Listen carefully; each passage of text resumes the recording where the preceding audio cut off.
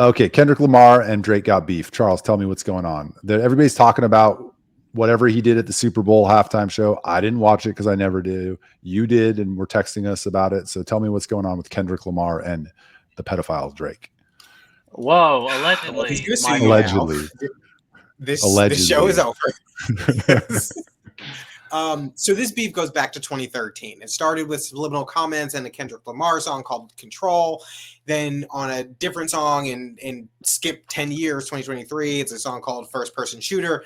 Drake and J. Cole were together. J. Cole references him, Drake, and Kendrick as kind of the big three. Kendrick Lamar fires back, says, no, it's not the big three, it's just me. And so it's been back and forth. Then it heated up really last year with kind of a series of back and forth songs that they were releasing going directly at each other. It was like 9 songs with wild allegations between them.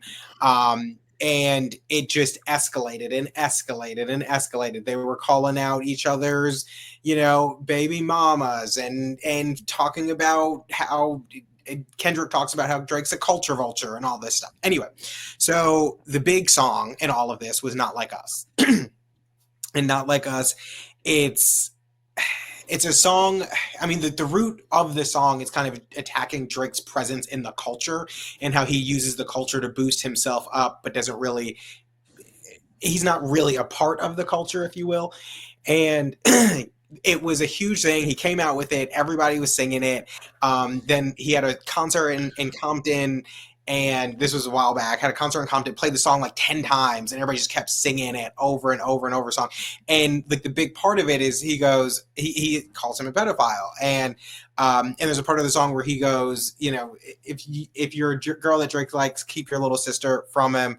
And then he fast forward, he goes this part was like A minor, and everybody screams at A minor when they're singing the song, and Drake's Isn't he tries to strike a chord, but it's not an A. And I bet it's it's A minor. Yes, but it's a play on words. He's talking about I A get minor. It. We all know it's a play on words. So fast forward to the Grammys the week before the Super Bowl. Kendrick wins. I don't know how many Grammys he wins, but I mean, it was a huge night for him. Wins all these awards. Then a week later, he has his Super Bowl performance, and it was already a big deal that he had the Super Bowl performance. Jay-Z picks who's performing at the Super Bowl. Jay-Z could have picked Lil Wayne because it was in New Orleans. Lil Wayne is a part of Young Money, Cash Money, which is a part of Drake, what Drake is a part of. He picked Kendrick during this year of this big beef, which shows he sided with him. He performs the song and it's just huge. I mean, the whole crowd sings the A minor part. He has SZA performing with him. SZA hooked up with Drake. That was a big deal. The biggest deal, though, like the biggest part of this was when he was rapping. And they're like doing the recording of it, and they have Serena Williams on a platform doing the crip walk, and it's like it's like crazy. Like it's hard to explain how crazy that moment was because Serena Williams and Drake dated. He then took all these shots at her in different songs and stuff. And a big part of the complaints about him is that he's always taking shots at women and never going after the guys. And there she is. She's crip walking to this song, and it's just wild. And everybody loses their freaking minds. It was absolutely nuts. So yeah, I mean, and then at the end of the concert, you see, or not concert, at the end of the halftime show in the crowd, he has like these like lights light up and it says game over, and it's essentially just like game over, like I win, this is it, I won. And it was a big deal because Drake is suing the record label saying that they promoted this song which called him a pedophile, and there was a big question about whether or not Kendrick was going to perform that specific song at the Super Bowl because it opened the NFL and Fox up to liability because of the legality of it and the accusations. And he teased it in the beginning. He's like, I want to sing this song, but they like to sue, and everybody's like, oh, I guess he's not going to sing it. And then the beat drops and everybody's just like, oh my God. And then Serena, oh my God, Serena. And so it was just a wild night. It was truly wild. I have a couple questions. Yeah. It was a big night for the culture. Why? What culture? Do they not like Drake because he's a light-skinned brother? A yellow bone. The problem with, I don't personally have an issue with Drake. The problem that a lot of them have with Drake is that he will, one, take shots at women and not take shots at guys.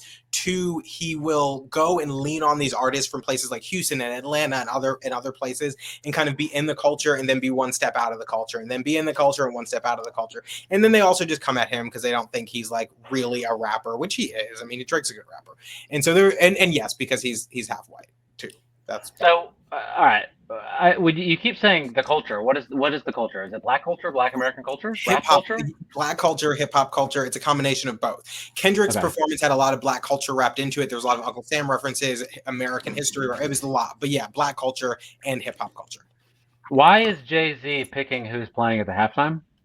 So during the COVID era, George Floyd era, Jay-Z partnered with the NFL to become like its creative director or something like that. So he picks a lot of the musical acts that not just the Super Bowl in general. He kind of directs a lot of the cultural aspect of things with the NFL.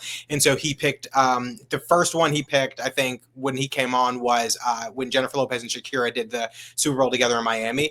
I think that was the first one. And so he picks who they are. I mean, it's not like a unilateral decision, but you know. Yeah, he's not gonna pick you, for instance. Or if he did, next year he's picking Miley Cyrus. What? I said the rumor is next year it's going to be Miley Cyrus. That rumor mill is starting way early. There's no way that there's any truth to that. Miley Cyrus? Like, what has she done in the past 3 years? She, I think, dropped 2 albums. Like, no one knows who that is anymore. All right, I have a question for you. Why is is there beef in other? It seems like beef is like really unique to rap music. Why? Taylor Swift, Toby Keith. Huh? Dixie Chicks, Toby Keith. Okay, I'm not saying that it never happens. Thank you for that one anecdote, Michael. I appreciate that. Garth Brooks and Chris Gaines. What is the? I know that's the joke. Why is that so common in rap? And not other, and maybe it happens a lot in country, and I just don't fucking know. Maybe Beyonce is beefing with all of country music right now because she won their title. Well, Beyonce's not beefing with all of country music. All of country music is beefing with Beyonce. But yes, that is happening. But the reason she won a country award for a decidedly not country album. Who decides what country is? Like that's her point of the album is like who decides what country. Oh, you can't do that. But why is it so prevalent in rap music?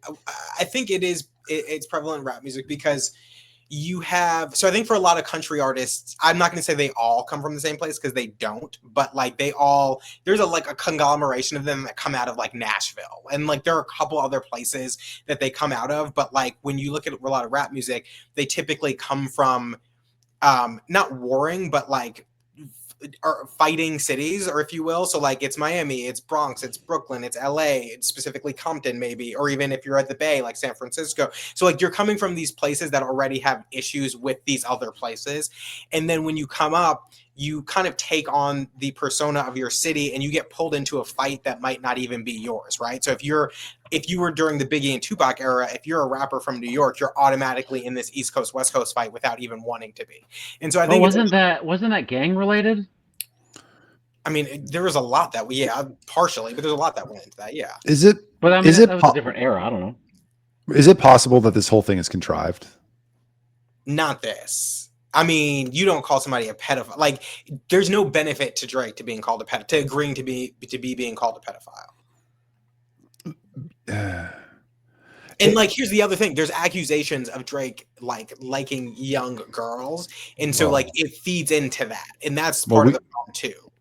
Well, we know that is endemic in the entertainment industry, so that doesn't surprise me. But I mean, we got Diddy in jail for something like that right now. I don't know which side of the fight Diddy's on. This one? I don't think he's on any of them. I mean, people would probably say he's on the fight. He's on Drake's side. That's probably what people would say. The pedos are on the same side, or the alleged pedos are on the same side. But it dawned on me that they could be trying to replicate the 90s beef between the East Coast, West Coast that elevated those artists as two of the greatest rappers of all time. And part of that was driven by all the coverage of their beef. And so I don't know. I don't know the issue well enough like you do, but so I just thought I would ask, like, is it part of it at least a show?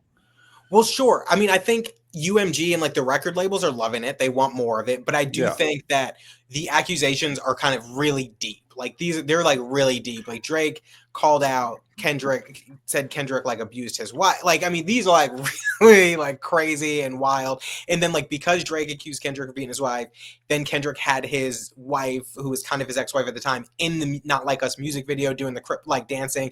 So like it's a little it could be part of the same thing, but it is deeply personal, especially given the accusations in the past of Drake and quote unquote young girls and things like that. And didn't Tupac say he banged Biggie's wife, or the other way around? Mm-hmm. Sure did. Yeah, that would be in Was Hit 'Em Tupac Up. was Tupac gay? Not that he said. But there isn't that also like something that people they talk about, like a rumor, like that he was gay? People have speculated. People have speculated. Wasn't he like Paula Abdul's backup dancer?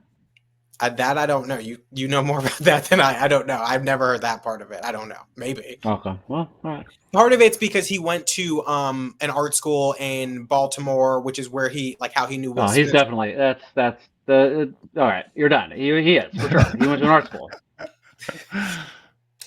I only thought of that because you brought up all the beefs that different cities have, and if someone came from the Bay Area, San Francisco, and that made me think like, who are the gay rappers? What are their names? Saucy Santana. Saucy Santana? Have you never heard of Saucy Santana? No, but now I'm on like a Wikipedia page, and there's something called Homo Hop, and I guess there's a group called Rainbow Flava. Okay, that's not real. I'm looking at Wikipedia. No, it has to be like, real in the sense that like they're not real rappers. Like maybe they might be. I don't know, but like they're not. So who's Saucy Santana? Saucy Santana is a rapper out of Miami who is a rapper. Is he like flaming gay? Yes.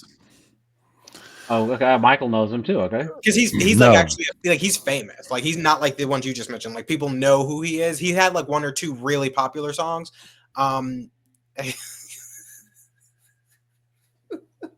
Saucy Santana. Yeah. Oh damn. Yeah. So yeah, he's serious about his sexual orientation. There's a LGBT hip hop group from Oakland, California called Deep Dick Collective. All right, well, like actually, so. All right, we're moving on. All right, are we done with? That's interesting though. I had no idea what was all this going on. So Kendrick's going to win. Drake's on the downslide. He's going to get caught up in the Diddy files, and Kendrick wins. Game over. Game over. All right. I forget that Kendrick Lamar also won like a Nobel Prize or whatever, right? Or Pulitzer